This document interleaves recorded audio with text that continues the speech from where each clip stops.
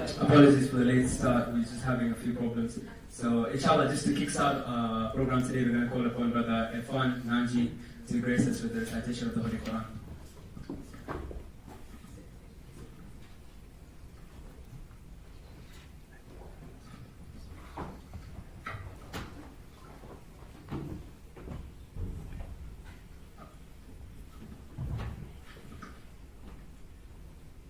أعوذ بالله من الشيطان الرجيم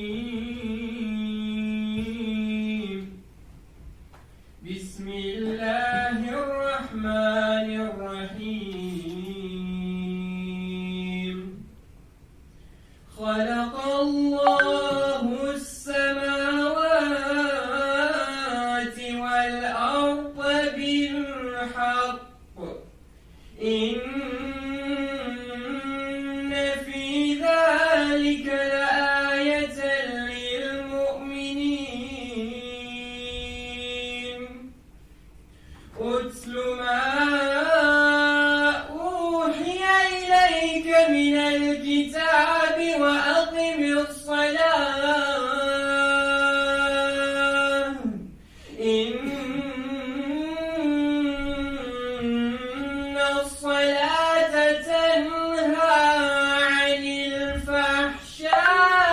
الفحشاء والمنكر ولذكر الله أكبر والله يعلم ما تصنعون ولا تجادلوا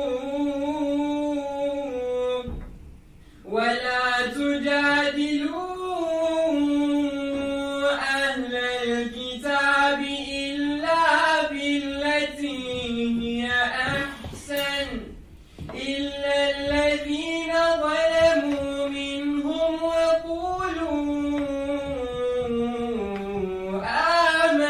آمنا بالذي أنزل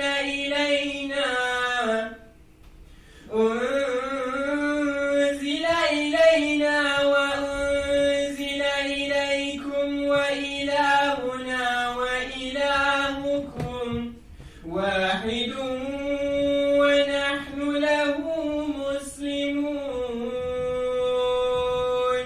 وكذلك أنزلنا إليك الكتاب فالذين آتيناهم الكتاب يؤمنون به ومن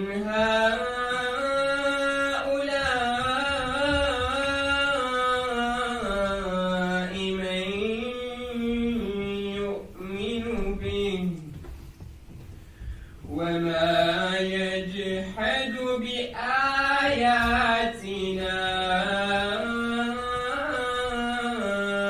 إلا الكافرون صدق الله العلي العظيم.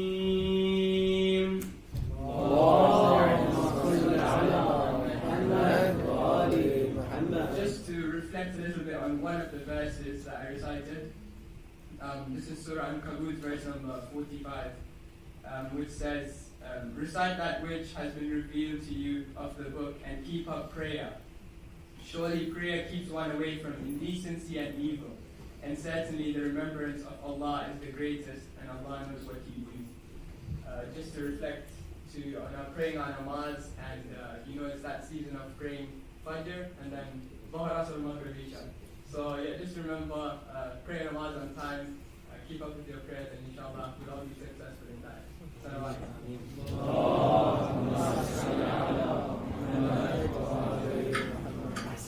Hassan, Jazakallah, thank you, Brother Irfan. Next on the schedule, inshallah, we will have short poetry by myself. The first poem, inshallah, will be on the Prophet Muhammad. Sorry, I'm just trying to rush the program so we can make it. The first one will be on Prophet Muhammad, and it goes like this. Bismillah. Amin Ahmed, Amin Ahmed, Bashir, Rahmat. Amin, Ahmed, Bashir, Rahmat. These were the names of Muhammad. Amin, Ahmed, Bashir, Rahmat. These were the names of Muhammad. His name a flame. His name a flame, a light so bright. His name a flame, a light so bright. It pulls the heart from darkness to light. His name a flame, a light so bright. It pulls the heart from darkness to light. So never talk to me about virtues without mentioning his name. Never talk to me about virtues without mentioning his name. For virtues he embodied. Never before seen so many virtues in one body. Never before seen so many virtues in one body. He was the conqueror of hearts. He was the conqueror of hearts, the pure, loved by 3 billion people on earth and the one above. Loved by 3 billion people on earth and the one above. You don't need to be Muslim. You don't need to be Muslim for you to see his beauty. You need a pair of eyes like those of Gandhi. You need a pair of eyes like those of Gandhi. And so, never talk to me about virtues without mentioning his name. Never talk to me about virtues without mentioning his name. For virtues he embodied. Never before seen so many virtues in one body. Never before seen so many virtues in one body. For he was the blessed, the holy Prophet Muhammad, the one and only Prophet Muhammad, the one and only. Recite Salat ala Muhammad wa alihi.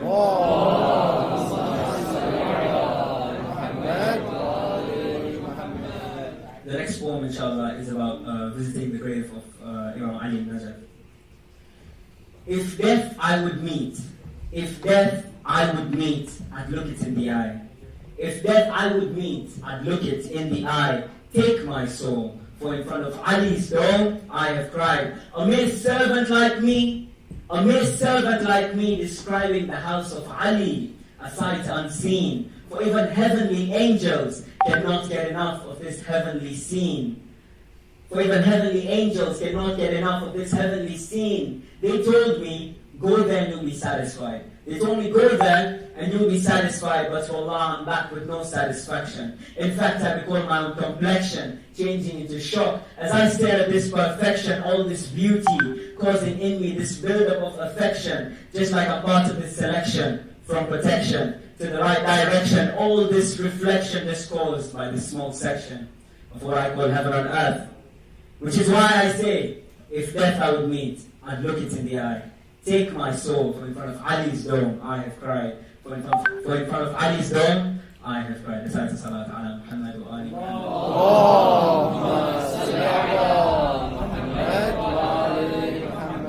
Next on schedule we have Brother Ayan, who's going to make an announcement. Brother Ayan, Bismillah. Let's welcome with Salawat ala Muhammad wa ali Muhammad. Allahumma salli ala Muhammad wa ali Muhammad. Assalamu alaikum everyone, hope you're alright. I'm just going to do a quick announcement. Next week we have just a chat event, so you might be wondering what that is. We're going to be reading out, supposed to have the book, but the 40 Hadith book, which is authored by Shaykh, and we're going to be talking about it for around 5 to 7 minutes, and then we're going to be talking about, just general talk about, how it applies to our life and stuff like that. And yeah, that's next week, and the details will be passed around in a kind of like a message or something on Instagram and WhatsApp. So yeah, that's it. Thank you very much, guys. Also, just a quick announcement, inshallah, on the 3rd of December, there will be a Midlands Milad held in Leicester with a lot of sort of reciters, speakers from around the UK.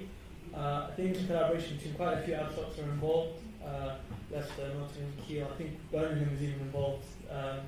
So there are a lot of, again, reciters and speakers. That's 3rd of December in Leicester. What time? Around 7 o'clock. 7 p.m. in ABSoc in Leicester. Oh yes, also, sorry, as you know, we're honored to have Shaykh Shomali with us, and he was kind enough to bring us quite a few copies of Revival of the Heart, the 40 Hadith book. It is being sold at the back, and through the kindness of Shaykh, it is at a reduced price of £7 today. So take your copies, inshallah, today. Don't miss out on it. Inshallah. Anything you want to add? No, it's a great man. Yeah, it's a great one. Okay, moving on to the main event of this evening. Inshallah, I'd like to firstly, I'm grateful to all of you for making it today, inshallah. And grateful to Shaykh, of course, for coming all the way. And inshallah, I'd like to welcome him with a loud salawat ala Muhammad wa ali Muhammad. Allahumma salli ala Muhammad wa ali Muhammad.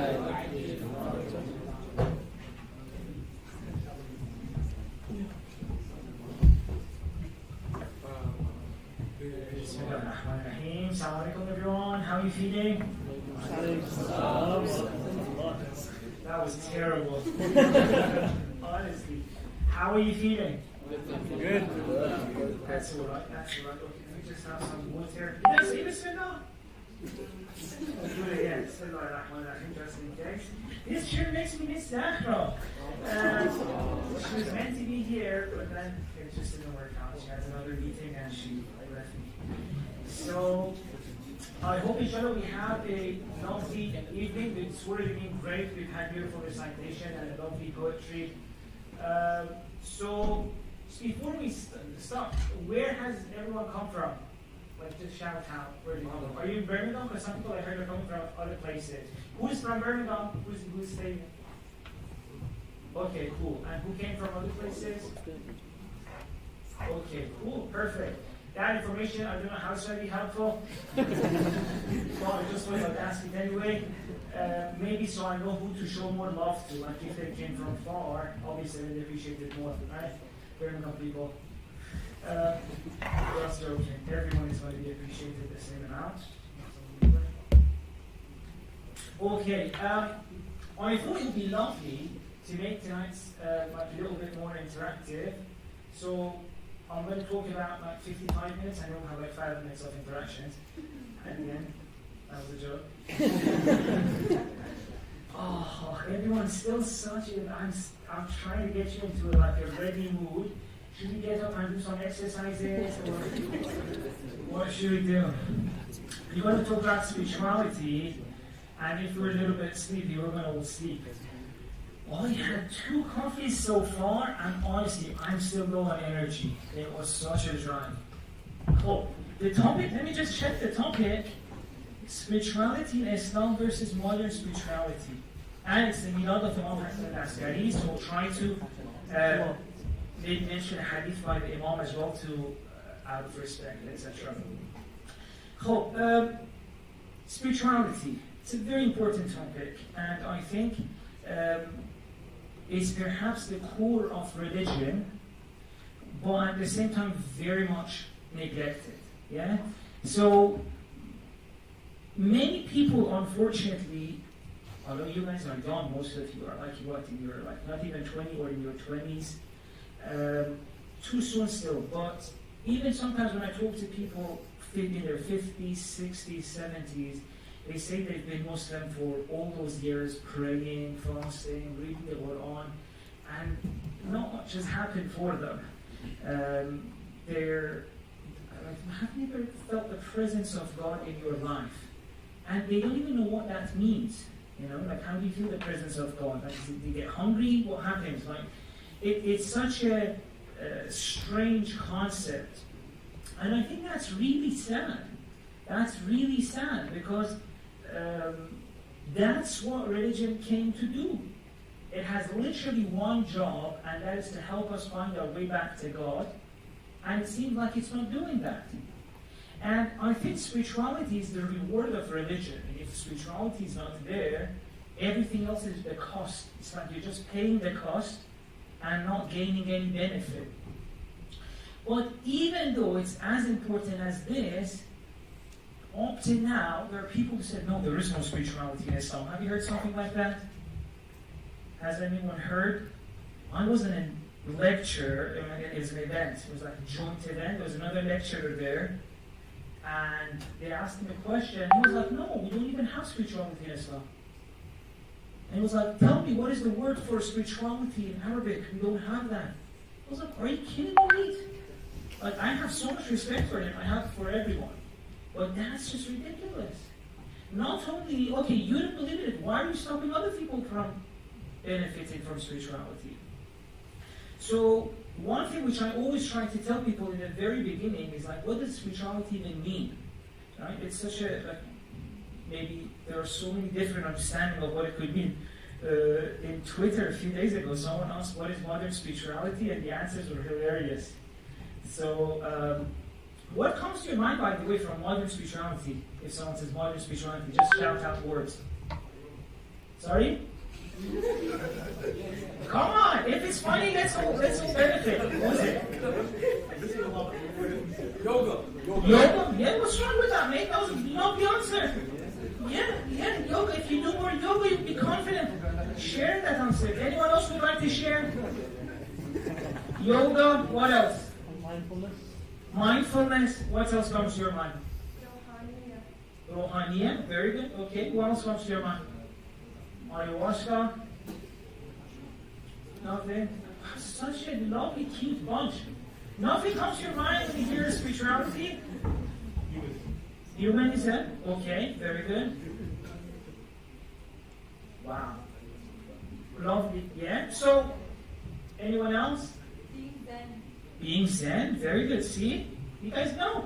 Confident to share it. Very good. Yeah. So, a lot of people have like all sorts of ideas of like what modern spirituality is, and that has in some way even impacted people's understanding of Islamic spirituality.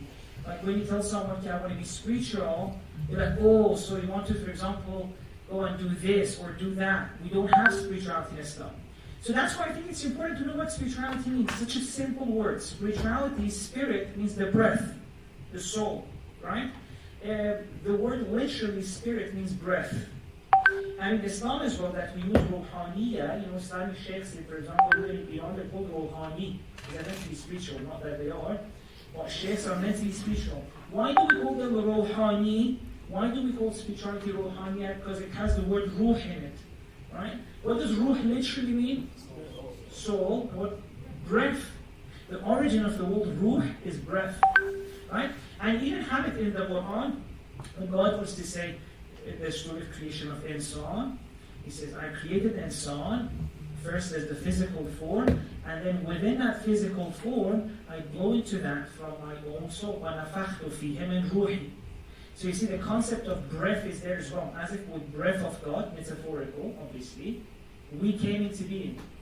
Right? So spirituality is nothing other than appreciating that we are more than the physical body. We are more than just an animal.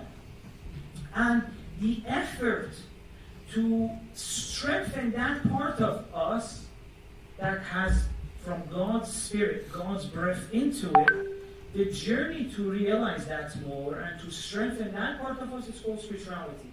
The journey of spirituality, spiritual growth. So the concept is very simple, right? But still up to now, you see that a lot of people are like, no, there is no spirituality in Islam. And as a result of that, we are really suffering. I feel like a lot of the people don't feel satisfied with the religion. And initially you may be young and you may go on identity, especially if you're a place where there are other identities, in contradiction with them, you may feel a little bit strong, right? Because always if you're fighting with someone, you get, your tribe seems so important. But give it 5 years, 10 years, you go into your life, you're not in a uni anymore, you're not fighting with other groups, or there's not debate with other groups. That it's the time where your religion is meant to help you with your life, help you go through difficulties, help you raise your children, help you feel something in life, and a lot of people are telling me there's not much there. Right? So this is where we are right now. And I'm not saying it's the same for everyone. No, it's for many people. They feel like I'm praying, I'm reading the Quran, not feeling much. Maybe some times here and there's something. But as a whole, we're not enjoying it. So that's the situation right now. And obviously, as a result of that, a lot of people are looking for that kind of need in their life from elsewhere, right? So in our own community, we have people who may enjoy their meditation more than their prayer. Or they may, for their healing, they try reading the Quran and all of that. It didn't work. They're doing energy healing. They're doing all sorts of other things. And by the way, right now I'm not giving any judgment whether it's good or bad. We're just discussing what's happening. So you can see a lot of people are looking elsewhere for feeling something, or for maybe making their life a little bit more meaningful. Maybe finding some form of transcendence in their life. And now some of them may be really enjoying that, having no problem integrating that into their life. Some people feel guilty. I remember one of the brothers messaged me and he was like, I'm really enjoying the spirituality that I'm following. He hadn't found it in Islam. And he was doing everything Islamic. He was doing his prayer, he was doing his fasting, he would go to the toilet with his left foot, all those things. But he said, for my spirituality, I'm going to Buddhism. And it's really helping me. I feel like I'm less angry, I'm more aware of my issues, I'm working on myself. But then I felt guilty. He's like, I want to feel all of these through my own religion. Right? And again, I'm not saying if that's right or wrong or how he feels, I'm just describing at this level.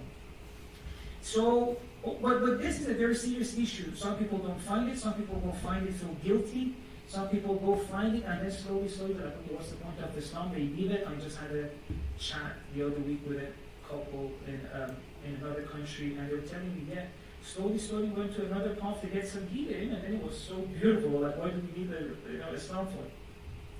So this is the situation. I think this is why it's so important for us to go back to our tradition of Islamic spirituality, because we desperately need it. And there's just so much beauty there. Like, other than that, religion a lot of times just seems cost. Why would you want to pay so much and not gain the benefit? Because I think the benefit of religion mainly comes through that spirituality. And I'll talk a little bit about that more after I have some water. How are we feeling so far? Good. You don't need to be feeling good. You can say I'm bored, I'm tired. Any feeling is accepted here. We're not a judgmental bunch. By the way, is it being recorded? Should I have to censor myself? No. It's being streamed. God is the greatest.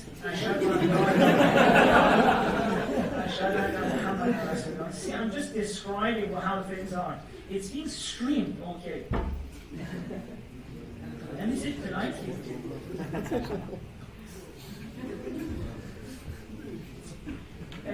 So that's the situation, basically. And as I said, we need to go back and to our own spirituality because we have it. And we really need it. Okay, before I continue, does anyone have any points they would like to mention? Any questions?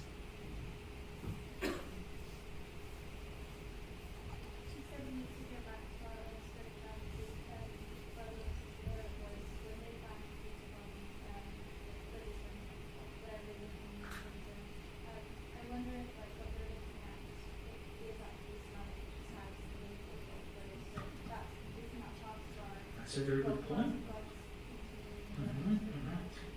Yeah, very good question. So, just to repeat, so that the people who are watching on the streaming would hear, so the people who found that kind of meaning or whatever, they found it in a different form of spirituality, the point is, if I'm understanding correctly, could that be Islamic just the same concept, just in a different way presented or in a different place? Well, the thing is, even if that's true, which a lot of the times it is, then it's so important for us to, especially because, see, your religion and tradition is so important. It's like your mother tongue, right? I don't know if you guys have experience. Does anyone have like English as their second language? Yeah? I'm like that myself. It's actually the third language for me, it's English. So it's so interesting. Even though like I can speak English, etc., I think my writing in English is better than my Persian. But still, when I want to really express myself, I have to say it in Farsi. You know, there's something about the mother tongue because I grew up with it early years, those important years. A lot of the series I used to watch as a kid, a lot my grandma showed me was all in Persian. So now if I want to express myself, I go to Farsi. And Zahra doesn't understand my wife, she doesn't understand Farsi. But still sometimes, like if I really want to express myself, I stay to Farsi, get it out of the chest, and like, that meant this in English, and I translate it. So religion is very much like this. The first religion we're born into, I mean, we're lucky to be born in a very good religion, it's so important. It becomes part of the way you look at the world. And so the reason why I'm thinking, even if you can find the same things outside, it will be much easier for people to gain it through the religion that they were born into, right? Because as soon as they leave and they find it somewhere else, they're going to have all sorts of issues. I mean, as I said, some of them feel guilty.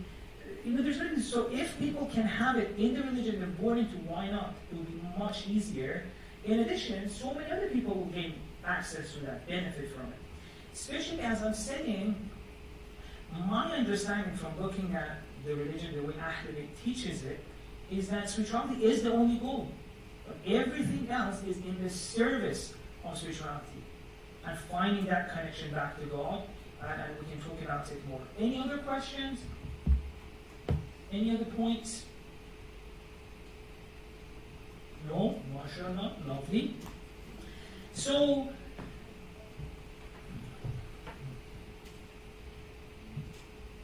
who here would like to tell us what this type of, so we spoke about modern spirituality, now let's talk about Islamic spirituality. Anyone would like to tell us what does Islamic spirituality mean? What comes to your mind when you think of that word? Yes, please. To me, I feel very spiritual when I used it on in the middle of the night, and when I'm alone and I just have my lamp light on, I just feel like a very closeness to Allah, and it makes me feel like peace. The way meditation also makes me feel sometimes. Kind of closeness. Yeah, closeness. Okay, very good. Okay, closeness. Closeness to God. And why is that important? Like, why is that good? Can you tell us, like, why is that a good thing? I feel like it creates intimate moments between me and God, whereas I feel like He listens to me, and then I can just start off my day tomorrow feeling really good and really close to God, and knowing that no matter what happens throughout the day, He's there with me and He listens to me and problems, and He guides me throughout the day. So Very good. that's very spiritual. It's my spiritual experience. Yeah, so this sense of feeling closeness to God, in intimate relationship with God, feeling heard. Yeah. Very beautiful. Okay, anyone else would like to share either an idea of what spirituality should look like, or maybe their own experience of what it was like? Yes? I think the idea of God consciousness, this idea of sort of being aware of God's existence and being aware that you're not just a physical body but also a spiritual being. Okay, this idea of being aware that you're more than the physical body, you're a spiritual being. Very good. Anyone else would like to share? I think also Yaqeen. Yaqeen. Okay, very good. Let's bring it a little bit from the mind to the heart, because a lot of words could seem good but not really matter much. My example always like is I used to go to workshops and ask people, what's your goal in life? And one of the typical answers was like, reach perfection. Right? And I was like, for some people that's beautiful if they know what that means. But for a lot of people it was just a word in their mind. It's like, what perfection does it even look like? What does it even mean? With spirituality, we need to do the same. We need to figure out what does it actually mean. Otherwise, we'll never be excited to go for it. Something you mentioned brought it a little bit closer for us to understand. This idea that it's a sense of closeness to God. It's a sense of this idea that you're not alone. There is a reality larger than you that's always there, that takes care of you, that loves you, and feeding this. You know, a lot of the times, you'll see in life, we're all chasing from one thing to another, and it's beautiful because otherwise we would be sitting at home and doing nothing. But we're always looking for something inside, isn't it? We're always looking, even perhaps by coming here, I wonder what were you looking for, right? Maybe some of you just wanted to be in a social environment. That's usually why I went to uni events. Maybe some of you were looking for some knowledge, but whatever it was, everyone is looking for something to happen inside, right? Even if it's a social, what makes you feel good. If it's knowledge, well, you're hoping to use that knowledge. Spirituality, I think, is that ultimate thing that we're always looking for. In whatever we were chasing, that's what we were looking for. And it's, in Islamic spirituality, they say the first moment of it, the first state that we call yaqza or awakening, happens when you actually realize, oh my God, there's more to this life than this boring thing. Well, how many here people are married? Married people? 1, 2, 3. There's only a few of us old people here married. Okay. What was what are the first thing people told you when you got married? The first thing people told us, like, we're just barely married, they're like, okay, we're going to have a child. It's like, mate, relax. Why are you in a hurry? We just got married. Let us, open the boxes, unpack, go to our house. Like, before you were married, there was like, come on, get married. It's time for you to get married. Then you get married, they're like, oh, come on, have a child. Now, one of our relatives, my brother-in-law, he just got a child. Now, everyone on his case, where's the second one coming? It's like, what is this? What is this? And sometimes Zahra and I would just sit down like, is this what life is? Like, at some point they were like, oh, GCSEs, there's your GCSEs, and those A-levels, oh, A-levels. Then we go to uni, oh, uni. You're in uni, others say, sometimes you probably yourself, you're like, oh, relationship, then their children comes, and those losers, they take so much of your time. You know how annoying children are? Honestly, I do not recommend. Unless this is being recorded, in that case, family is the most important aspect in Islam. Have 10 children. 11, while we're at it, make it 11, a complete football team. So it's like, if you look at it, honestly, look at people older, sometimes and then you just sit down and look at people, you're like, wow, it seems like one thing is happening after the other and the other, and we're all chasing the last thing, which is like, we're going to die. Right?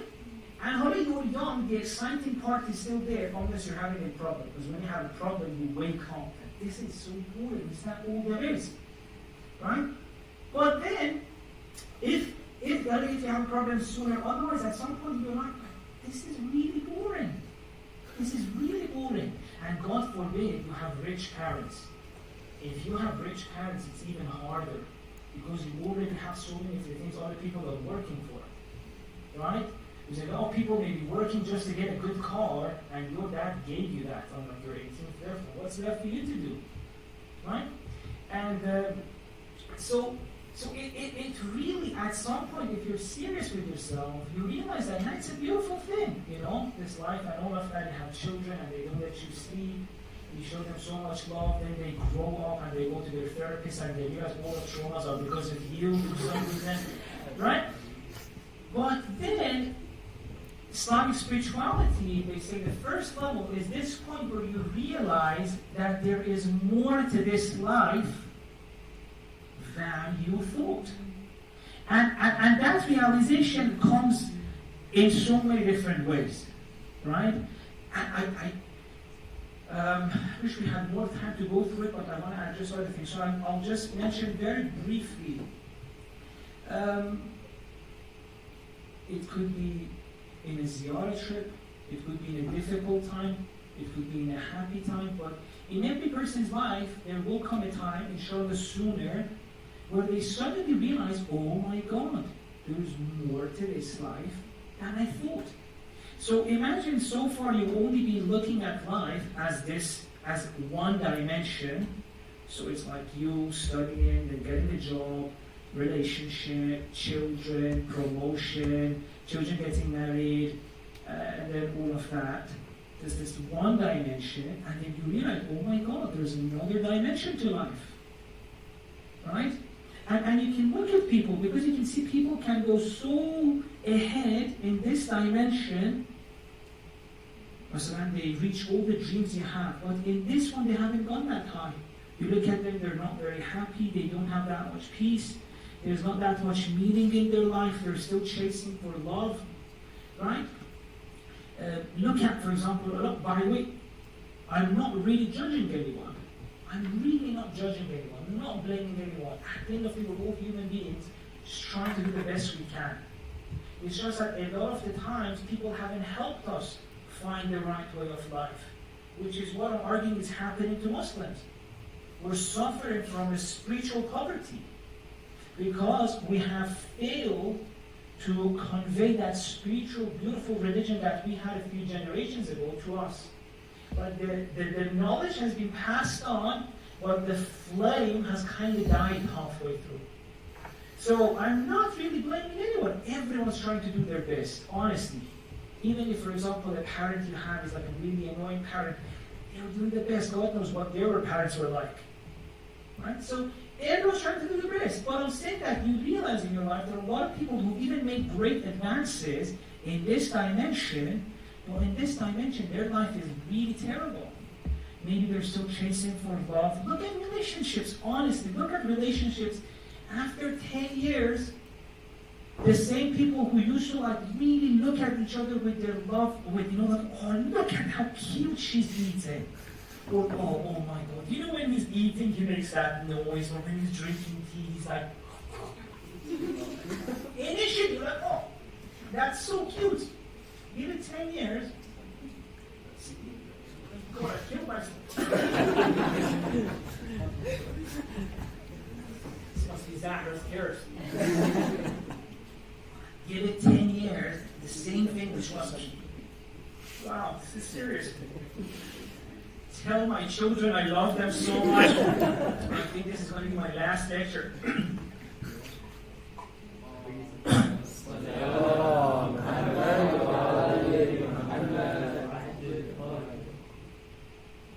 Yeah, I think I'm going to give a few more lectures. Imagine if right now.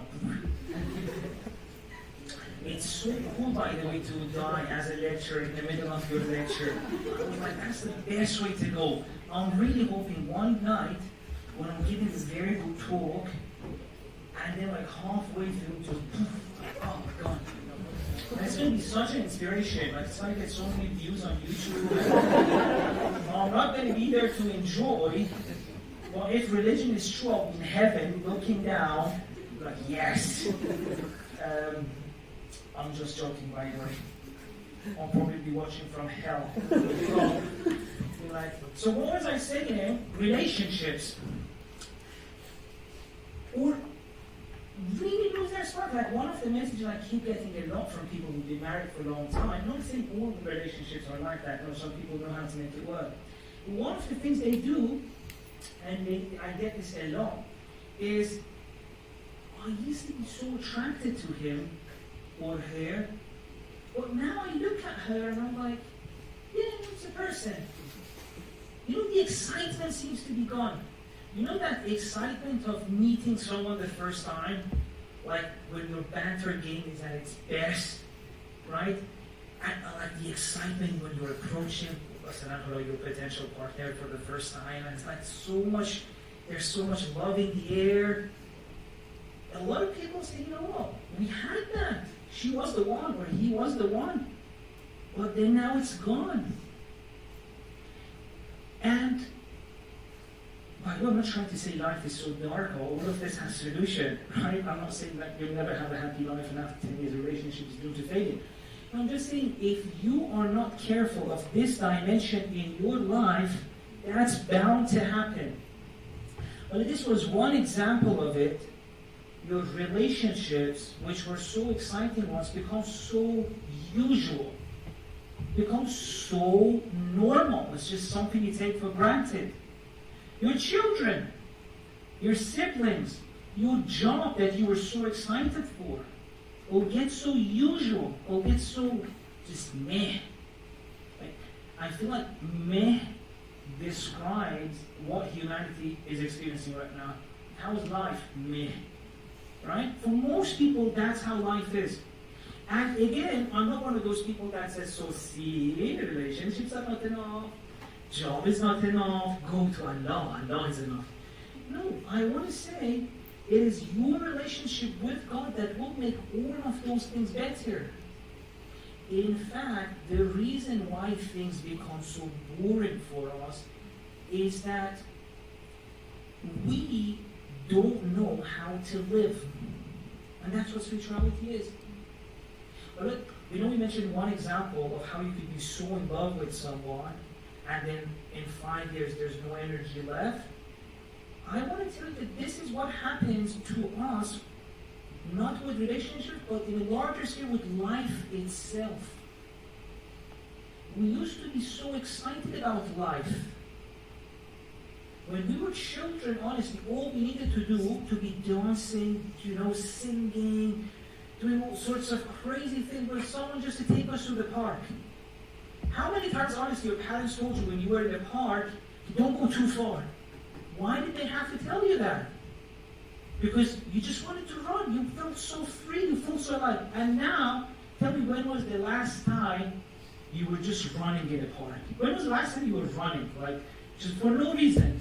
Honestly, has anyone here been running? Just for no reason. Went to the park and started running. Beautiful. We have a few people who are living. Look at the rest of us. What are we doing? Some of you may be like, dude, even as a child, I wasn't like that. I was in the library, sipping latte, reading a book. Well, what I'm saying is clear, right?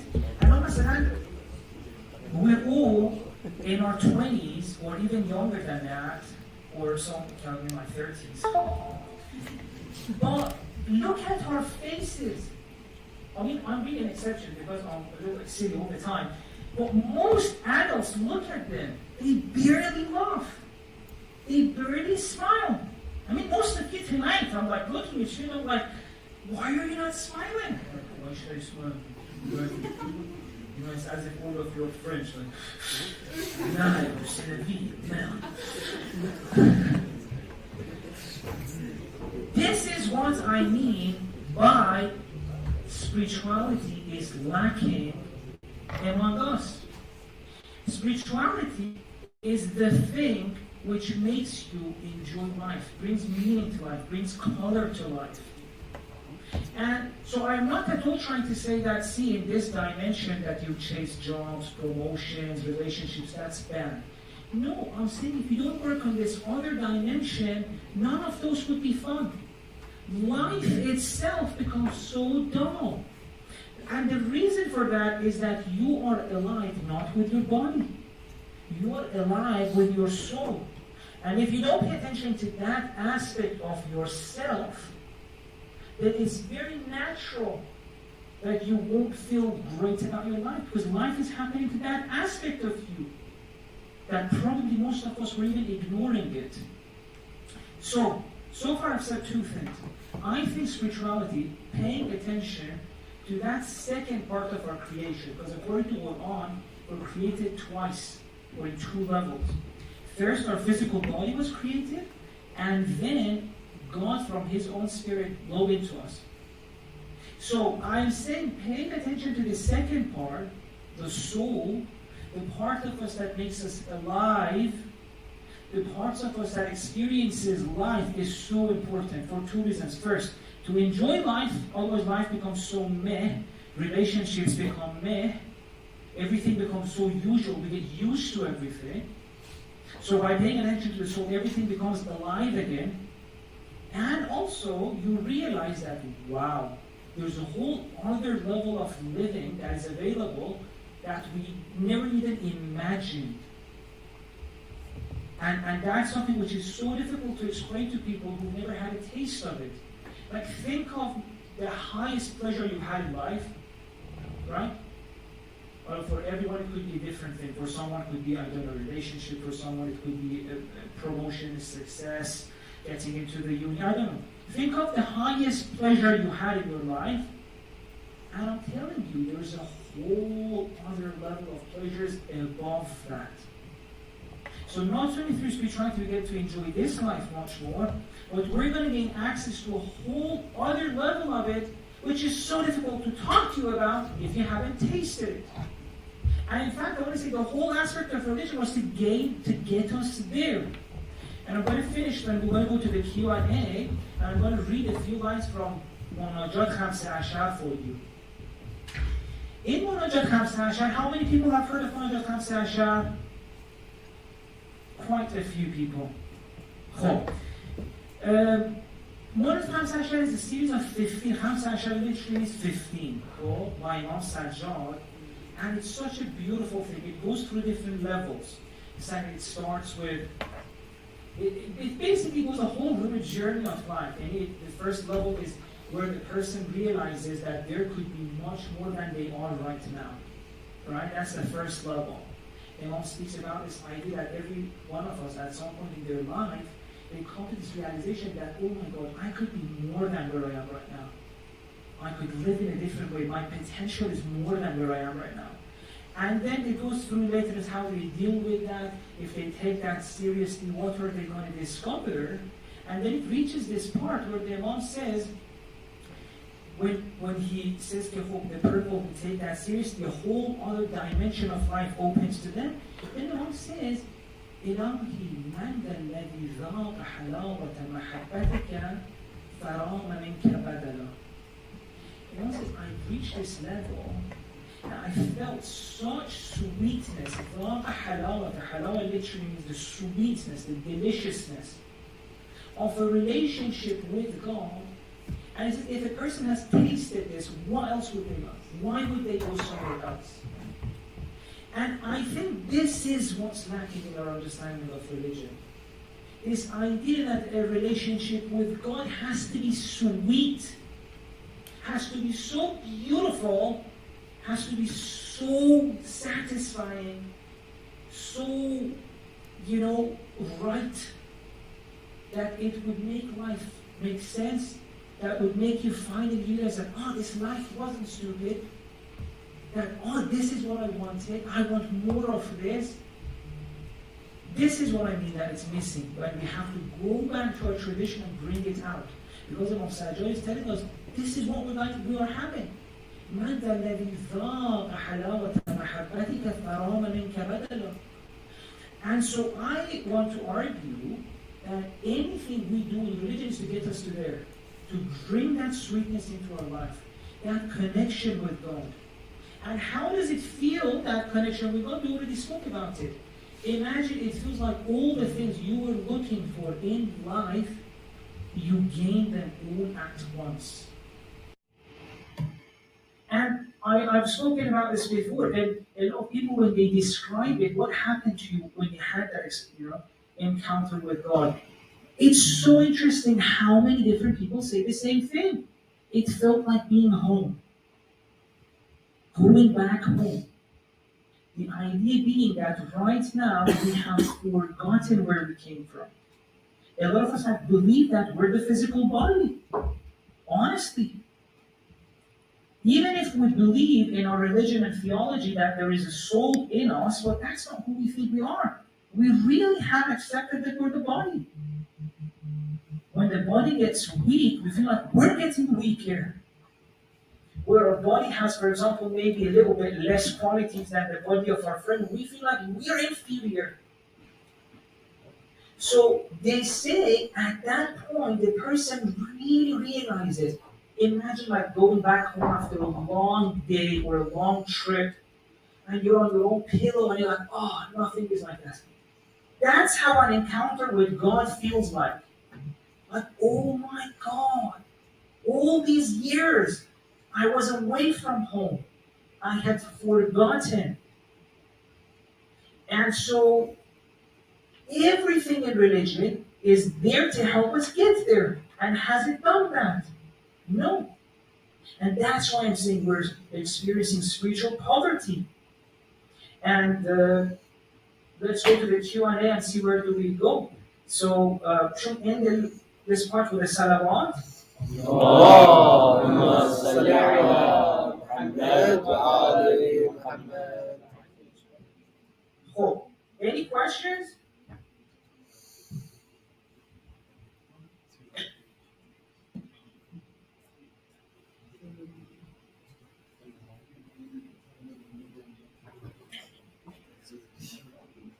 Beautiful. Yes, Pete, yes. So you talk about reaching this level with God and like reaching the closeness and let's say like how do you reach that level of spiritual wealth and not have spiritual poverty? Like what are the steps that you can take in order to reach that level? Beautiful point. I think so. The question is, what are the steps we can take to get there? I think the first step is just realizing that that is not a luxury. That spirituality, all of these things we just described, are not a luxury, are not a bonus, are our duty and our right at the same time. This is so important. Does that make sense? Maybe we don't know how much we've been deceived by people who taught us religion. Please pay attention to the next 60 seconds. This is crazy. A lot of the people think, and especially those who have a little bit more passion for religion, right? The ones who are careful that, oh, let's make sure our children don't get deviated, don't go to a wrong path. The assumption they're working with is that our children, if they follow like this, they're fine. And I want to say, who gave us this guarantee that the way we're living right now is fine? It's not.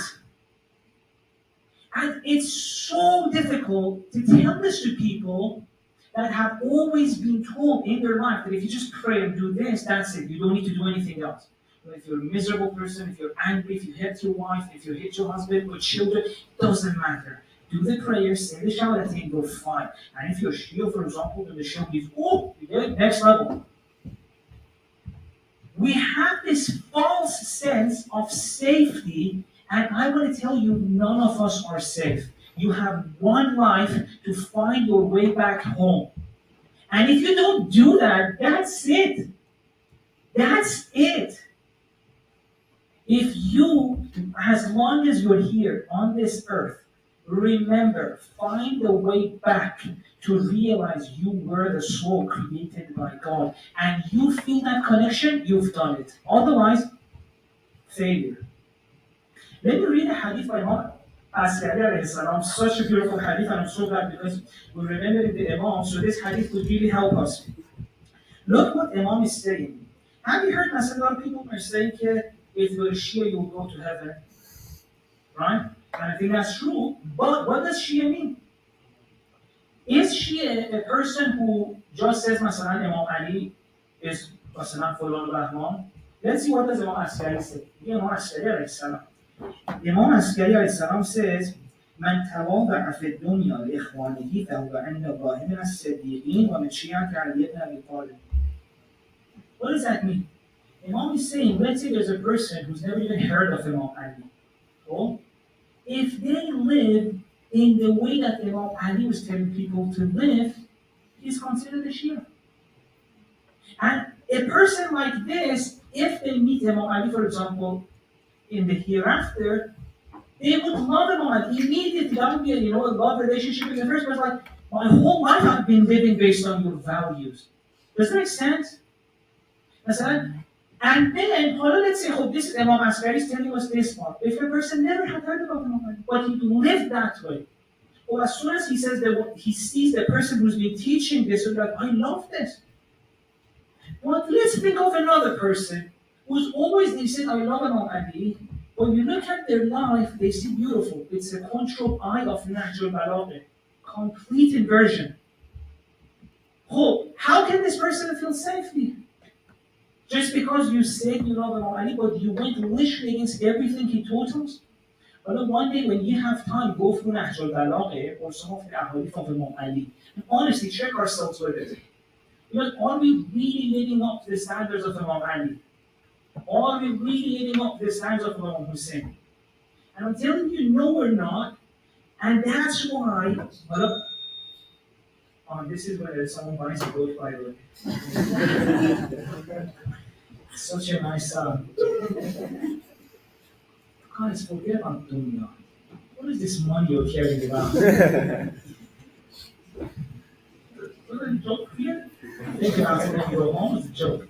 So this is what I'm saying. Who gave us the sense of safety? My lovely friends. You have one life. You don't know for how long to fall in love. To fall in love with God. To remember who you are. You don't know who you are. Believe me, you don't know. One day you'll feel it. You'll be like, oh my God, this is not my home. I had, that's what coming to this dunya is a forgetting of who you are. And there's a reason for that. Like there's a reason why they make us forget who we are. They make us forget how important, how significant, how beautiful, how infinite we are. You come to this world, you fall into this body, and you get deceived thinking this is you. And your task is to find your way out of this. Or don't think that you're safe. And so back to your question, I think the first step, which Islamic spirituality would get with it, is to really feel this. The urgency of I'm not who I am, I have to find my way back home. And with this urgency, your whole life will change. And this is also very interesting with the first Munajat, Munajat Hamsa this idea that Allahumma inni ashku ilayka nafsan bis-su'i amara. It's such a beautiful thing. This is actually the second one, I think. It's so interesting. Once you realize you're more than this, so the first one I think was this. Allah, al-asad al-khatayas tawwa madallati. So something like that. You realize that, oh my God, I could be much more. This is not my home. I can experience so much more love, so much more connection. Then you start having that. What happens? Things keep pulling you back. Your patterns that you have created keep pushing you back. So then it becomes this whole process and journey of fixing and healing so that you get to experience that. Cool. Enough with that. Let's go to the next question. Yes? So if anyone has any questions that would like somewhat practically to message, then there's me on the voice group and the K on the last group. Yes, beautiful. If you want to send your questions to thank you so much. Great idea. Yes? I've got a question in regards to Irfan and does Irfan sort of tie with Islamic spirituality? Very beautiful. Very beautiful. So Islamic spirituality is more general than Irfan, right? There are so many people who believe in Islamic spirituality but may not believe in Irfan, right? So Islamic spirituality, for me, when I see Islamic spirituality, for me, it's very important to realize, I think that is the goal of the Ahlul Bayt, right? And I think if people just go and read, for example, they would realize that all the Imams are saying there's more to this life. So yes, there is Irfan as well. Irfan is one way of trying to find your way back home. And obviously there are so many differences of opinions. And in Shia, for example, there are some who are very much in favor of it. As a lot of the great scholars were, but there are also some who are against it. So Irfan is, we can say, one form of spirituality. But it's so important not to link the two. In case anyone has issues with Irfan, we don't want them to miss out on what Imam Sajjad is saying. But if someone's okay with Irfan, so they can benefit from both. Right? And yeah, I'm not giving my own opinion. I just want to make sure there's a distinction. Any other questions? Questions? Firstly, thank you very much. With regards to everything you said about spirituality, and there are a lot of things that maybe a lot of people hear you in terms of, for example, reciting Quran or focusing more during the Salah. But apart from those things, are there any practical things you can give us in terms of how to fully incorporate spirituality within? Because it gets a bit difficult when you have such a set routine. Yes. You have your timetable, you have your lectures, this, that. So anything you can give us to add to our Practicals. Yeah, things that will sort of remind us of the principles. Yeah, that's a very good question. So what can we do? I think the first step, again, I don't know why I keep focusing on the first, it's just the first step is so important. And it's to realize what are we doing, right? And so that a lot of people say, how can we enjoy our prayer more? And the first step is remember who you're talking to, right? Honestly, when you're praying, when you're doing your salah, what is in your mind? Be honest here. What's the into?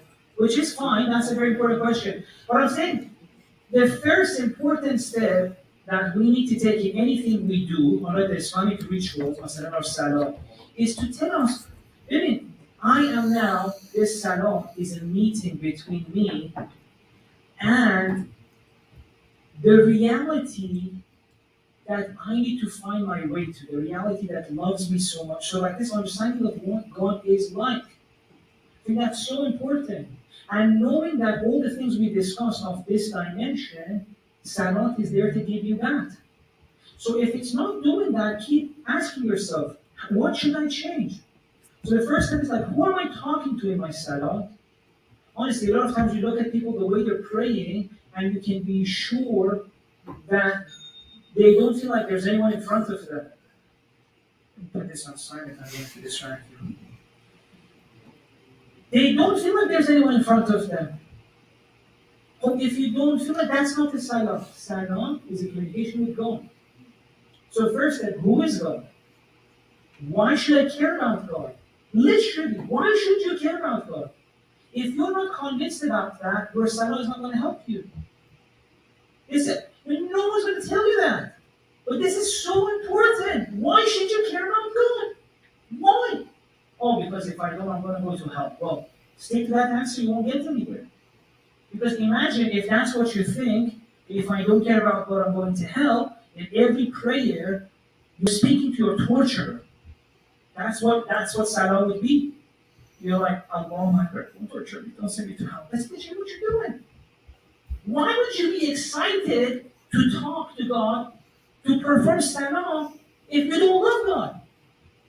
If your God is someone that you're not excited to be with, or if you don't know what that even means to be with God. These are important. Imam Baqir says people can pray for 20 years, 30 years, don't achieve anything. Prophet says people can pray, get farther from God. So remember what you're doing. Honestly, sit down tonight if you haven't done this and say, why should I care about God? Is he an exciting thing to want to be with? Because that's the only thing that can make your prayer sweet. Prayer is a meeting with God. If you don't like it, you won't enjoy it. As simple as that. And I'm sure there's always this person who says, oh, so you're saying we shouldn't pray? No, I did not say that. Like, there's always that person who says this in the comment section. So you're saying people shouldn't pray? No, I'm saying you have to enjoy it.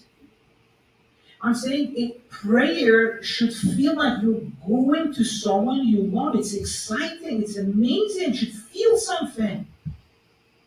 Quran is the same. Du'as are the same. If you're reading the Quran and you're falling asleep, or if you're reading the du'as and you're checking how many pages are left, it's not going to help much. Oh, so remember, who is God? Sit down, think about it. If you're not convinced, go and ask people. Like I tell people, don't get easily convinced. Okay, why should you care about God? Go and ask your questions.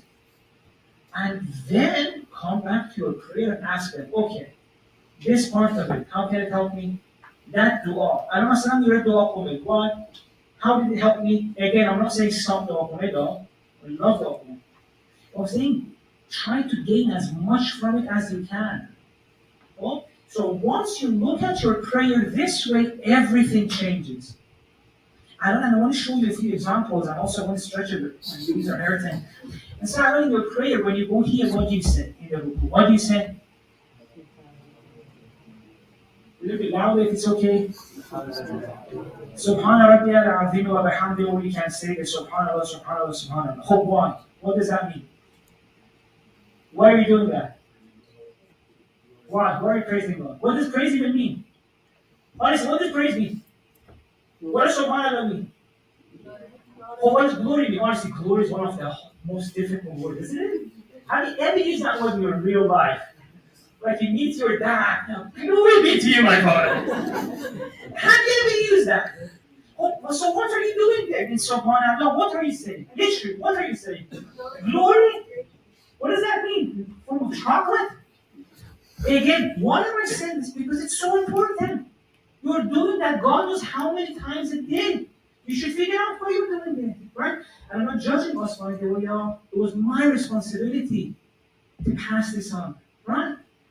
We're all trying to do our best, but I'm saying, believe me, religion can be so beautiful. If you take it seriously, if you expect much from it, that's why in the answer to your question, I said the first step is to expect it. Expect that good prayer can be as beautiful as meeting someone really fun, excited, but you don't know what you're doing, right? Oh, this I was subhanallah, honestly, at least just take this one. Think about it. Figure out what that means. Because glory won't get you anywhere, right? Glory be to God. What does it mean? Why should I say that? Oh, Paul, another part of it, you come up. What do they say when you come up from prayer? Right? Oh, why do you say that? What does that mean? This one, the translation is a little bit easier. What does that mean? With God's will and strength. Oh, I don't have a question for you. By the way, can you please just 30 seconds think about this? Why? I don't. When you're coming up, who's making that decision? You? So why do you say with God's will? Why? And why isn't it your power? So why do you say that He? Why do we say it's with God's will and God's strength? No, it's my will, my strength. Am I lying? What am I doing? Think about it. See, prayer is such an exciting, interesting thing, but we're not paying attention to it because why? No one told us. They told us, if your recitation is correct, that's it, you're sorted. I'm here telling you, look, you're not sorted. You got to figure it out. So that's the sad news. That if you continue doing this, you won't get anywhere. Wallahi, we won't. This is the promise of Imam. But that's the sad part. But the good part of it is if you take it seriously, all the kind of things you can get. As I have you heard of that hadith from the Prophet in which he says, every hadith for me is like meeting a new person. Right? You can get there. So think about these things, and everything will get better, so much better. That's just salah. Then you can do the same with Quran. You can do the same with du'as, and see where will that get you. I've always wondered about the ayah, surah, in the salat al-fahsha wal munkar.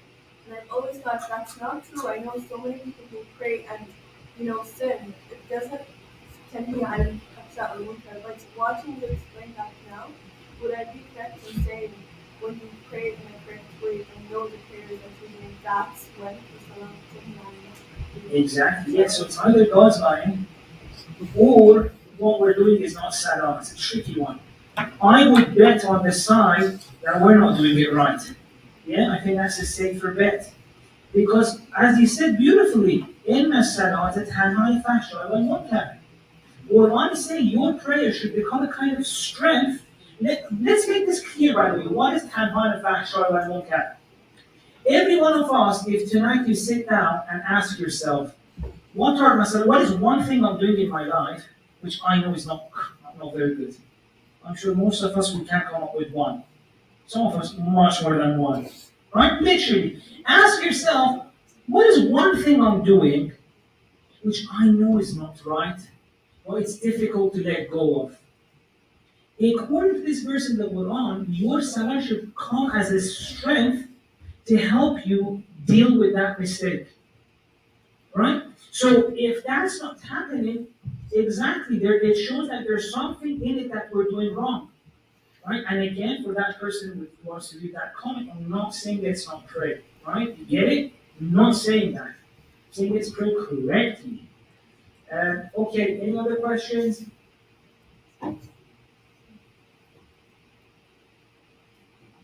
Yes, there's a question there. Why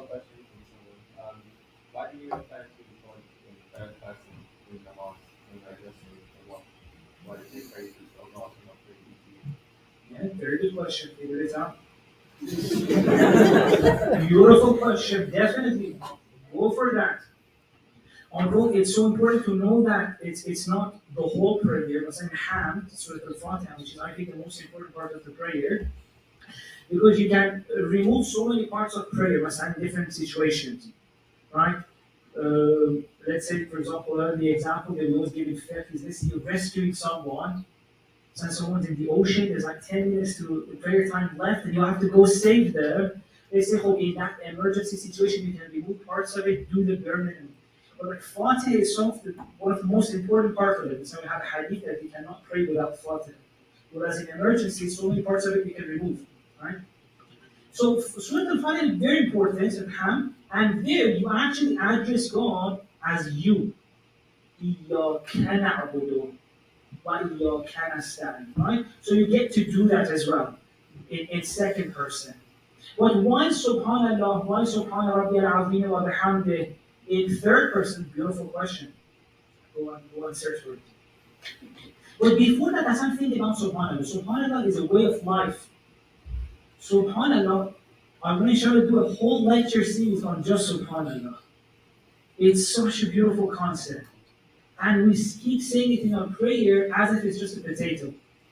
Honestly, and as if we don't pay attention to it. And so I remember the first time I became aware of this issue, I went to my teachers and I was like, Subhana Rabbi al-A'la bihamdi. Even Arabic, it's a very difficult sentence to comprehend. What are we saying that? Because we say bihamdi. I'm glorifying God through hamd. So glorifying through praising, it's like a double question. And he was like, well, yeah, I was like, oh, so you haven't still thought about this. But Subhanallah is a way of life. Let me just open this up a few minutes and then we'll go to the next question. Why am I saying Subhanallah is a way of life? See, in life there are so many situations where you, no matter what your beliefs are, there's a voice inside you that said God is unfair. Well, pay attention. Imagine, Masalan, you're an 18-year-old. You've always done what they told you to do, and now you're going through a very serious mental health challenge. You're going through a very serious depression. Or, let's say, the depression is accompanied with anxiety as well.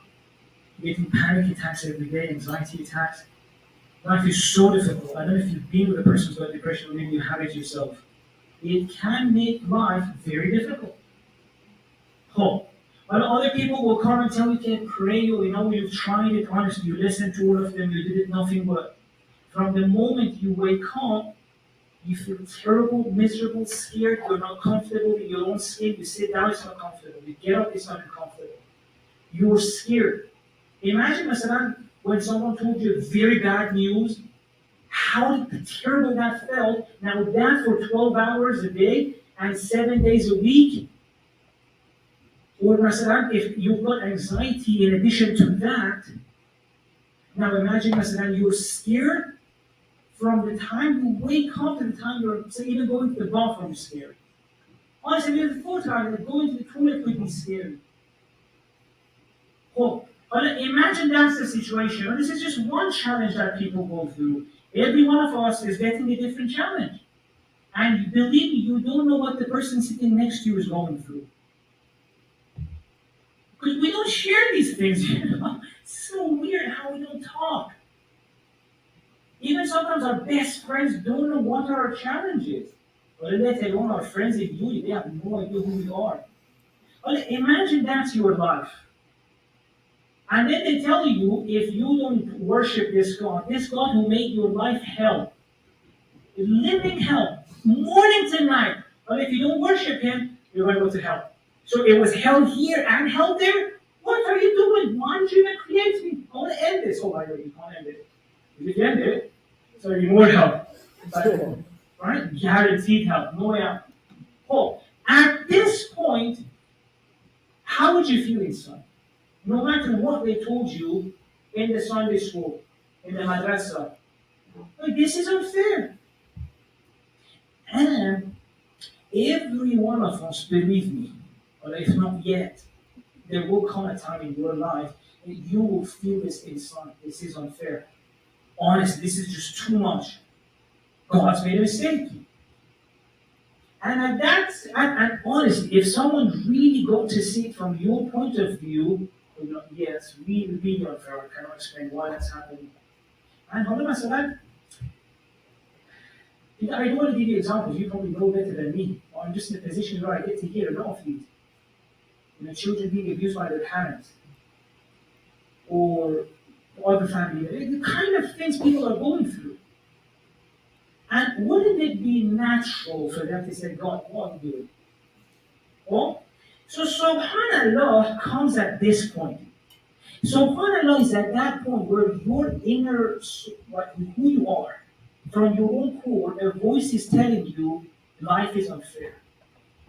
Right? And by the way, as I said, every one of us goes through this. So every time you say, why did this happen to me? You're saying God is unfair. No matter what your beliefs in your head are, every time you say, why is this happening? You're saying God is unfair. And so subhanAllah is that idea that, yes, you're right. You're right. From where you're standing, God seems unfair. From where you are, from your point of view, definitely, God is very unfair. God is bad. But, there's a but here. What God is trying to say through subhanAllah is that always remember this, that at this situation, there are two possibilities. Either there's something you're missing out on. There's something that if you saw right now, this would make sense. As bad as it is, as much as no one wanted it to happen, it's just it happened now. Right? In law of the software, God doesn't want it to happen. People do that. Right? But as bad as it is, it happened now. But one day it will be made up to you. One day you'll see how God will make it up to you. It will make sense. One day it will make sense. But right now it's between you and God. Either you're right, there's nothing wrong with how you're seeing it, or the creator of the universe is wrong. And God is saying, see, I totally get it. From your point of view, I'm the bad one. But believe me, one day it will make sense. I'll show you. So finally, is God telling us, trust me on this one for now, but you're right from your point of view, it makes sense. Just trust me, one day I'll show you. One day I'll show you the point. So subhanAllah is a way of life that says, maybe there is something I could change about the way I'm seeing my life. I'm looking at my life that would make it easier to go through it. And this is why I'm saying there's no point in, for example, being a Shia if we don't become like the people we love. Look at the life of Lady Zainab in Ashura. Doesn't she say, وَمَا رَأَيْتُ إِلَّا جَمِيلًا? That is subhanAllah at its best. The worst situation was happening. She lost her brother. She lost so many of her loved ones. Such a difficult time. But she was seeing something. We don't know what. But she was seeing something that despite all of that made her say, this is beautiful. That's what I'm saying. There's a whole other dimension to this world that we're not seeing. And subhanAllah is this thing. I mean, everything in your life makes it seem like you are right. God is unfair. But believe me, there's more. Just come a little bit higher. From here, look at it and you'll see. This is subhanAllah. Trust me, for now, come higher. You'll look at your own life and finally it will make sense. And I always mention the story of Prophet Musa at this point. That Prophet Musa, when he was with Khizr, and he saw how Khizr was making things that it just didn't make sense to him. Masalan, Khizr comes and makes a hole, damages the boat of a random person. So Prophet Musa is like, Khizr, are you out of your mind? What are you doing? And Khizr tells him, one day you'll understand, but be patient. Well, Prophet Musa couldn't be patient. But later on, Khizr taught him, showed him, to see, the reason I damaged that guy's boat is because the ruler wanted to get people's boats from them. Just damaged it, so this boat is damaged, we didn't get it from them. Later on, they will fix and use it. So Khizr tells Musa, if you don't know behind the scenes of the world, you won't be able to be patient with it. He says, لَن تَسْتَطِيعَ مَعِيَ صَبْرًا. If you don't know behind the scenes, you won't be able to be patient, even if you're a prophet. But subhanAllah is this idea. Meaning, at this very tough, difficult moment, there are some things happening behind the scene. Just trust God on this, one day you'll see. right? And our religion should actually get us to the point where we see it even when we're in this world.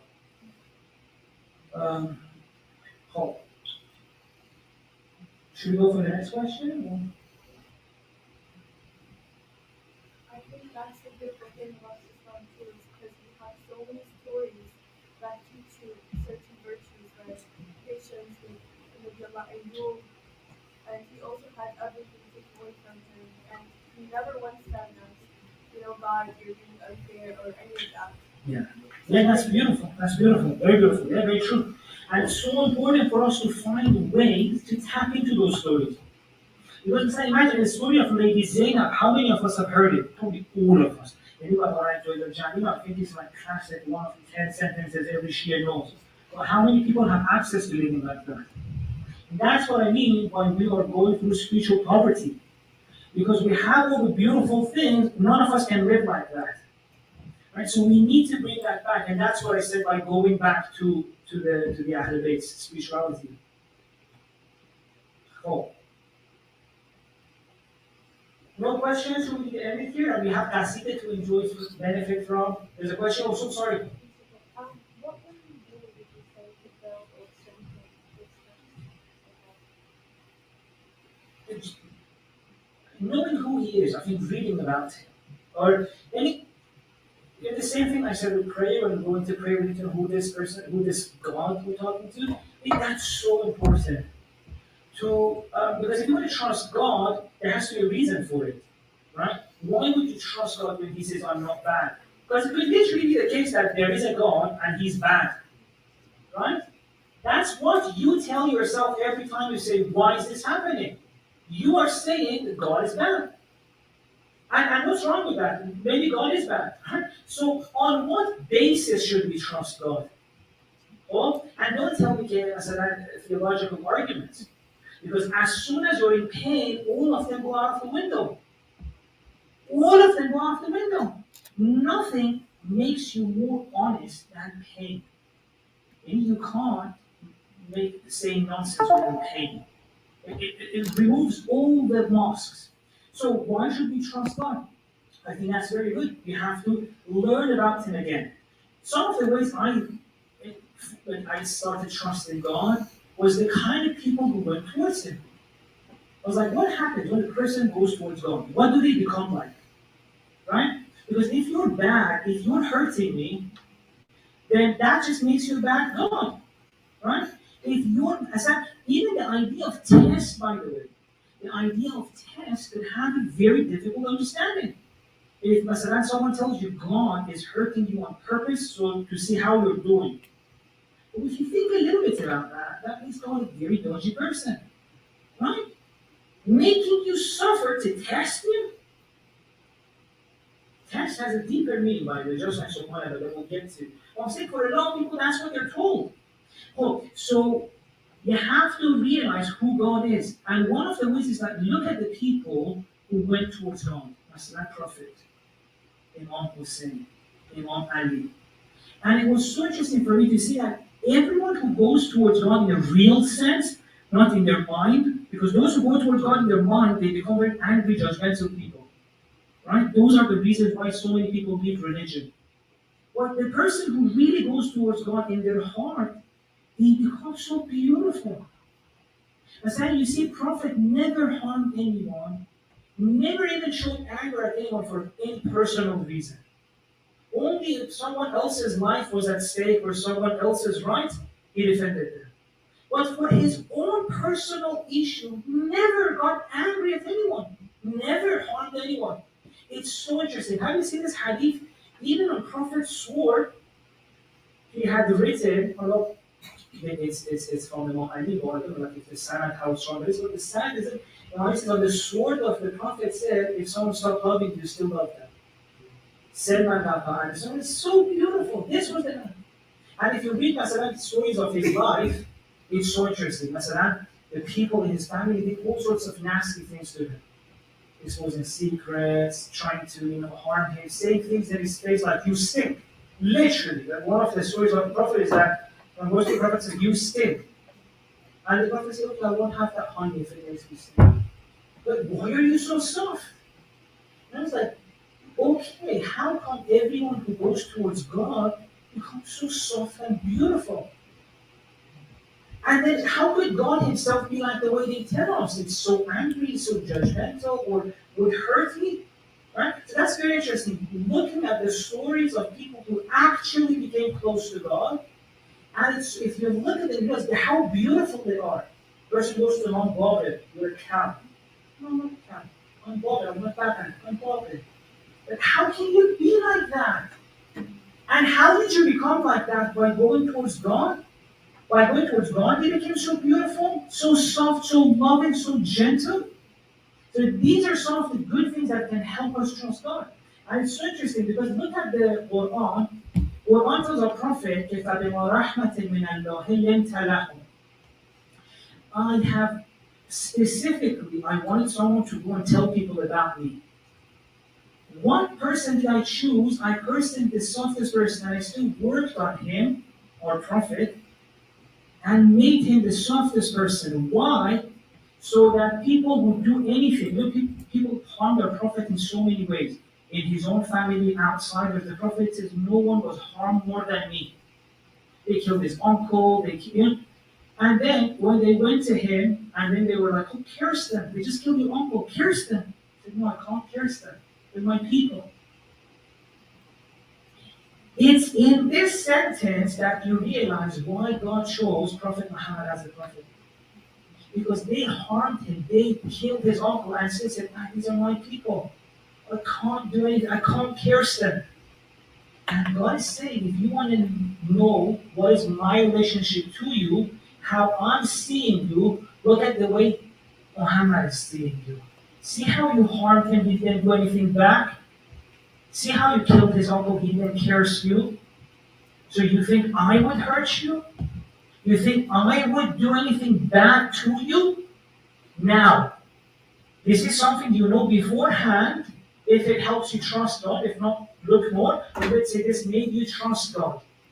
And then on that moment when you're going through that pain and everything in your life is telling you God is unfair, you remind yourself, no, see, he tried to tell me before, I would never harm you.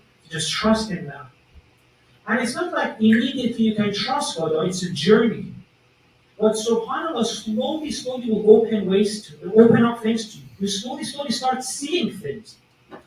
Okay, I hope you get, we'll talk about it one other time. Oh, perfect.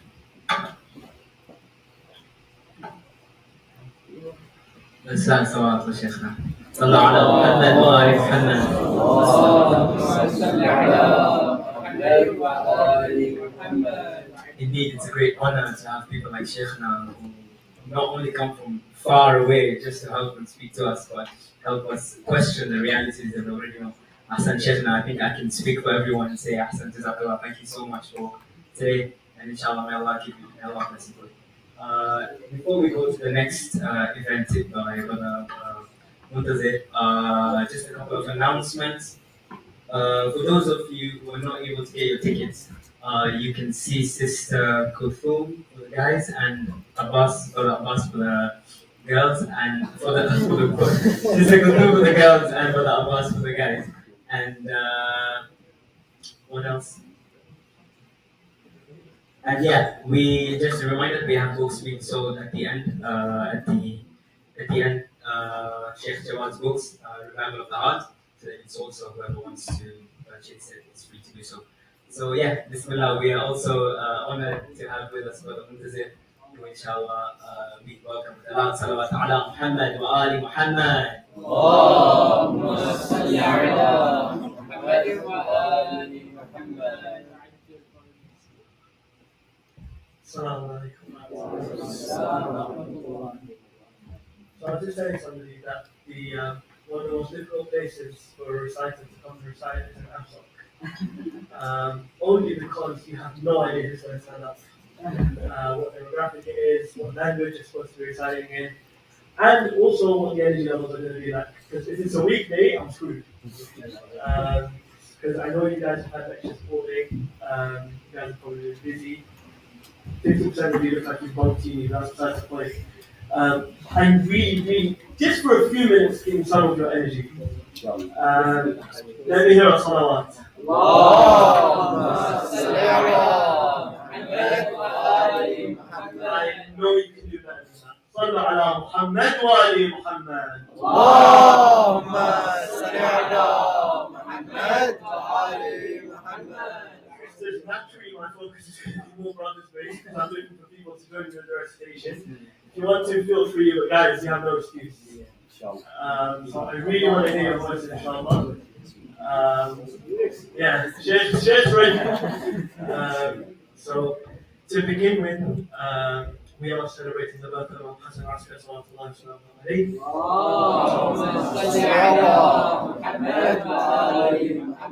and he is the father of Imam Zaman.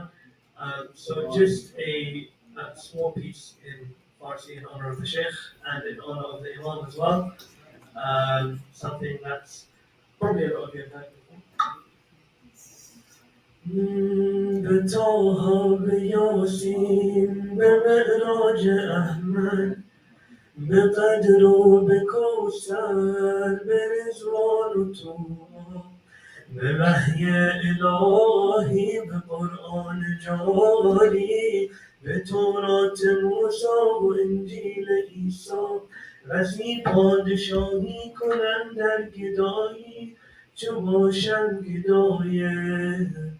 گدایان زهرا چه شبها که زهرا دعا کرد تا ما همه شیعه گردیم و بی‌تاب و مولا غلامی این خانواده دلیل و مراد خدا بوده از خلقت ما مسیرت مشخص امیرت مشخص مکن دل بزن دل به دریا که دنیا به خسران عقبا نیرزد به نوری اولاد زهرا نیرزد و این زندگانی افغانی جوانی خوشیهای امروز و اینجا به افسوس بسیار فردا نیرزد اگر عاشقان هوادار یاری اگر مخلصانه گرفتار یاری اگر آبرو میگذاری به پایش یقینا خریدار یاری بگو چند جمعه گذشتی ز خوابم چه اندازه در ندبه هزار یاری به شانه کشیدی غم سینه‌اش را و یا چون بقیه تو سربار یاری اگر یک نفر را به او وصل کردی برای سپاهش تو سردار یاری به گریه شبی را سحر کردی یا نه چه مقدار بی‌تاب و بیمار یاری دل آشفته بودن دلیل کمی نیست اگر بیقراری بدان یاری و پایان این بیقراری بهشت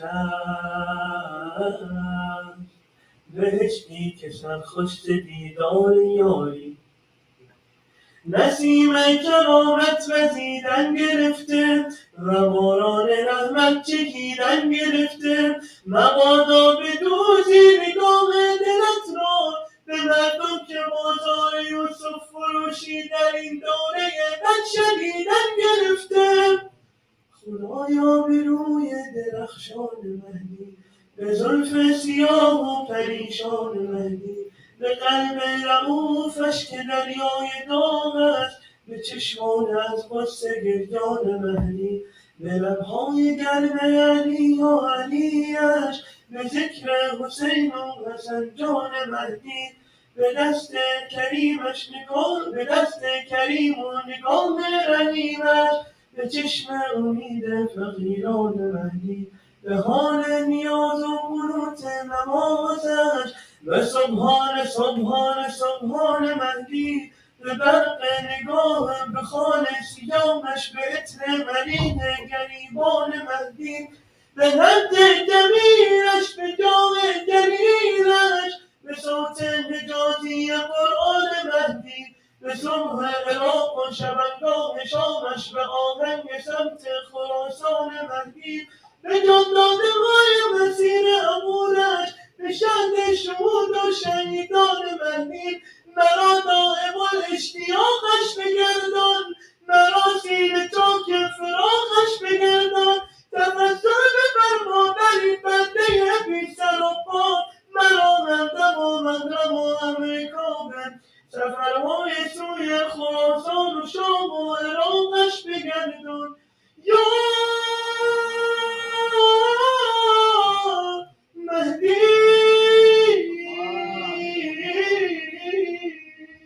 یا مهدی مددی صلی علی محمد و آل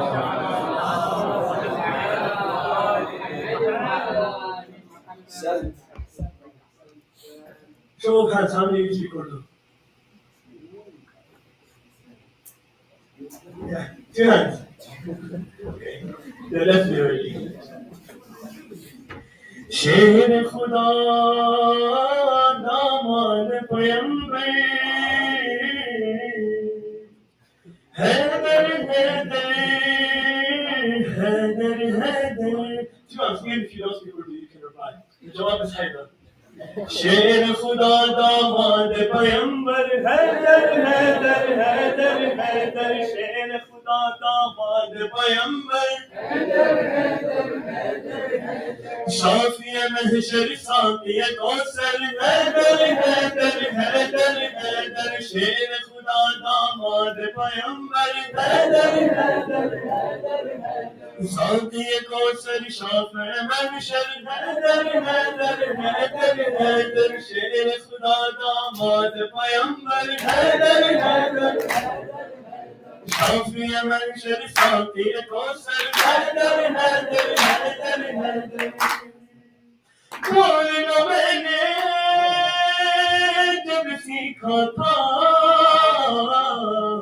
मौत ने मेरी ये मुझसे कहा था बोलना मैंने जब सीखा था मौत ने मेरी ये मुझसे कहा था बोलो बेटा जान लगा कर हैदर हैदर हैदर हैदर बोलो बेटा जान लगा कर हैदर हैदर हैदर हैदर शेर खुदा दामाद पैगंबर हैदर हैदर हैदर हैदर शाफ़े महशर साक़ी कौसर हैदर हैदर हैदर हैदर मेरी वसीयत याद ये रखना कब्र के बाहर तुम सब कहना मेरी वसीयत याद ये रखना कब्र के बाहर तुम सब कहना खुद में कहूँगा कब्र के अंदर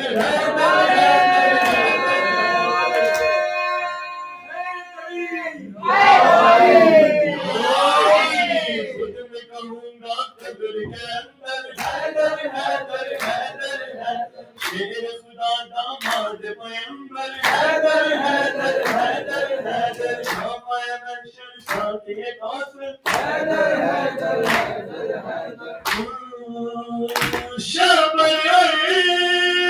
शबीर हो राज़ी सेवन वाला पीर हो राज़ी शबीर हो राज़ी सेवन वाला पीर हो राज़ी बोल सखी शाबाज कलंदर हैदर हैदर हैदर हैदर बोल सखी शाबाज कलंदर हैदर हैदर बोल सखी शाबाज कलंदर बोल सखी शाबाज कलंदर हैदर हैदर हैदर हैदर शाफ़े कौसर शाफ़े महशर हैदर हैदर हैदर हैदर जिक्र अली पे पाबंदी थी लेकिन ज़ैनब ऐसे बोली ज़िक्र-ए-अली पर पाबंदी थी लेकिन ज़ैनब ऐसे बोली गूंज उठा दरबार के अंदर गूंज उठा दरबार के अंदर हैदर हैदर हैदर हैदर शेर खुदा दामाद पैगंबर हैदर हैदर हैदर हैदर उसको लगा नहीं तो खतरा बिगड़ा हुआ है जिनका शजरा उसको लगा नहीं तो खतरा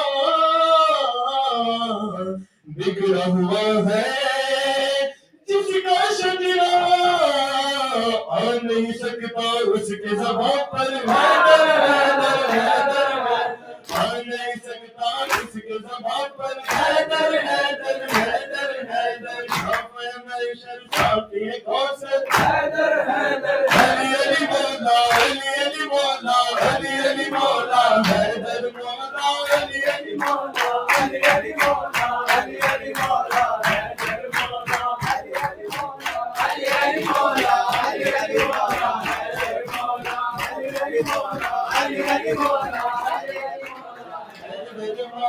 चारों तरफ मिलत की फज़ाए आओ ज़माने भर को सजाए आज ज़हूर है मौला अली का हम खुशी में नारा लगाए वज्द में आकर मौला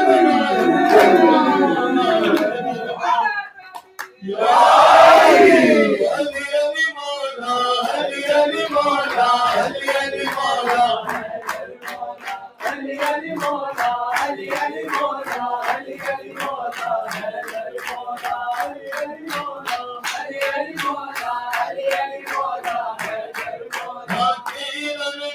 की बज़्म सजाई खूब हुई फिर मदसराई इश्क तेरा दरवेश बनाए इश्क तेरा बख्शे दानाए खूब मिला का जाम पिया था फिर भी नशे में मैं नहीं बोला अली अली मौला अली अली मौला अली अली मौला हैदर मौला अली अली मौला अली अली मौला अली अली मौला हैदर मौला तूने नमाज़े इश्क सिखाई तूने हमें तौहीद बताई कौन बयां कर पाएगा मौला तेरी फजीलत तेरी बधाई बनने लगा वो तेरा कसीदा जब भी कभी कुरान को खोला अली अली मौला अली अली मौला अली अली मौला हैदर मौला अली अली मौला अली अली मौला अली अली मौला मैंने रब से लड़ते भी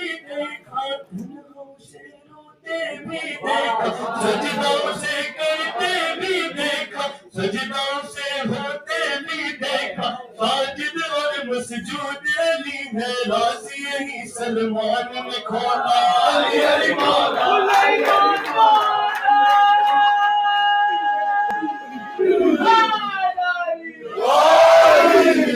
अली अली मौला अली अली मौला हैदर मौला अली अली मौला अली अली मौला अली अली मौला हैदर मौला अली अली मौला अली अली मौला अली अली मौला हैदर मौला फिरते हुए मैंने जबलोगा इश्क में तेरे सोच रहा था राह तेरी मेराज बता दे तुझको सरे मेराज भी देखा मेरे लहू में मेरे जुनू में तेरे इश्क ने रस घोला अली अली मौला अली अली मौला अली अली मौला हैदर मौला अली अली मौला अली अली मौला अली अली मौला हैदर मौला फिरते हुए मैंने जबलोगा इश्क में तेरे सोच रहा था कौन तेरी मेराज बता दे तुझको सरे मेराज भी देखा मेरे लहू में मेरे जुनू में तेरे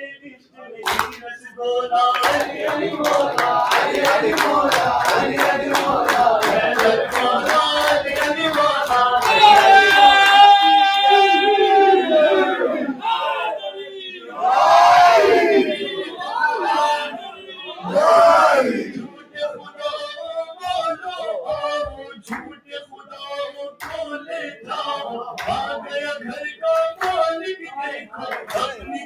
कहीं और लगाओ आ गई अंदर मादर है दर झूम दिखावा फिर यही बोला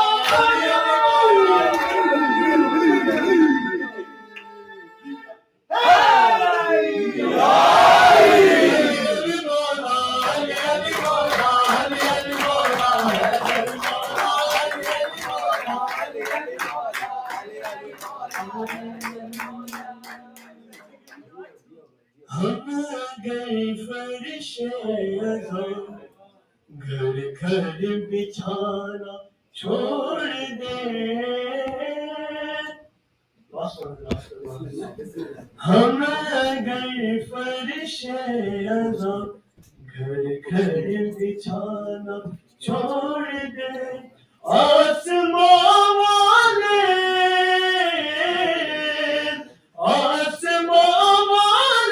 ज़मीन पर आना जाना छोड़ दे गए फरिश्ते घर घर बिछाना छोड़ दे ज़मीन तुझ में न हो घर सर ज़मीन करबला ज़मीन तुझ में न हो घर से ज़मीन करबला चांद और सूरज तेरे चक्कर लगाना छोड़ दे हम घर फरिश्ते घर घर बिछाना छोड़ दे शेख जी अहले मिला को ना समझ समझा है क्या शेख जी अहले मिला को ना समझ समझा है क्या तेरे कहने पर विलायत का खजाना छोड़ दे हम घर फरिश्ते घर घर बिछाना छोड़ दे शौक से पी ले नुसेरी हो बहदर की शराब शौक से पी ले नुसेरी हो बहदर की शराब बस गुजारिश लेके पी कर लड़खड़ाना छोड़ दे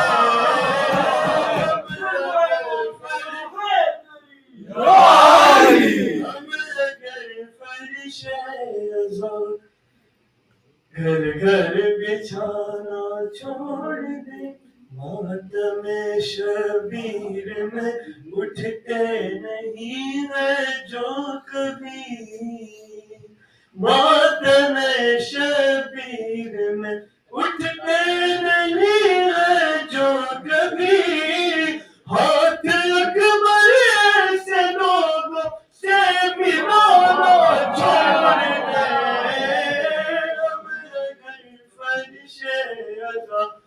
घर घर बिछाना छोड़ दे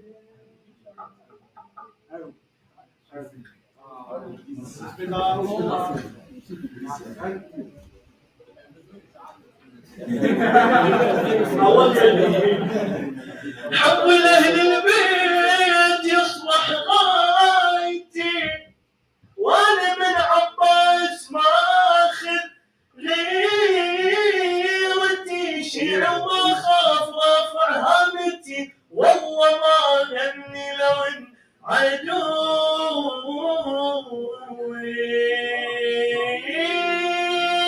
علي علي مولا علي علي مولا علي علي مولا علي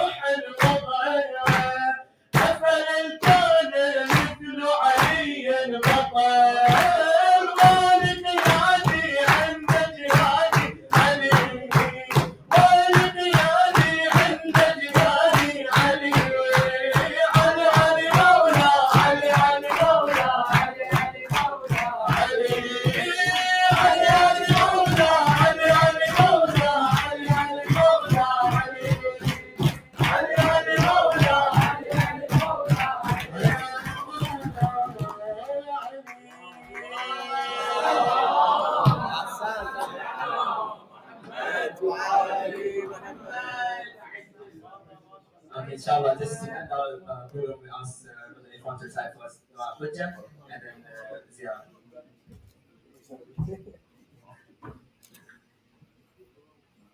Inshallah, let's recite together, yeah? Yeah? And then we'll recite Salam, yeah? All together, I'm not using the mic. All together, everyone. بسم الله الرحمن الرحيم